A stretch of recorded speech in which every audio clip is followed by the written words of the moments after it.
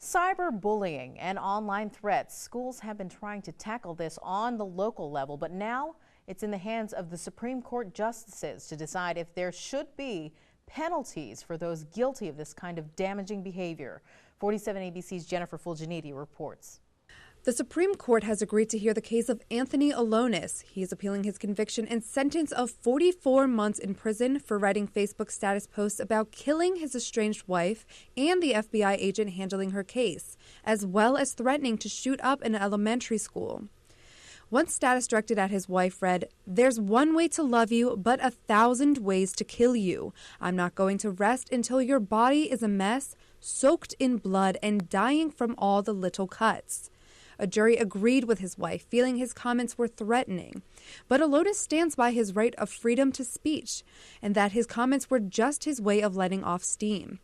Whatever the Supreme Court decides could set a precedent on what could be considered a threat and how these threats should be handled. Wicomico County Superintendent Dr. John Fredrickson says the school district deals with bullying online as well as in schools.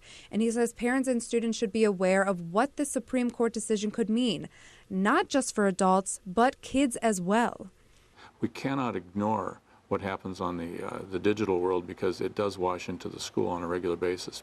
According to Wicomico County State's Attorney Matt Massarello, each online threat is investigated on a case-by-case basis, and currently people are not charged for making online statements, but they are often used as supporting evidence in cases of physical harassment or abuse, something that may change after this case.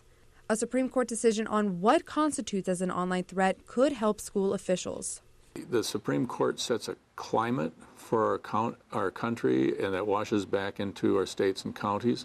If they say that it's inappropriate to behave that way, I think it gives us a stronger leg to stand on when we discipline. Anthony Alonis' case will be heard next summer. Jennifer Fulginiti, 47 ABC. Superintendent Dr. John Fredrickson says that cyberbullying has been a problem for the past decade, and their code of conduct does address it. He says each student takes online safety courses, so if they bully another student online, they are aware of the consequences and the school can take appropriate action.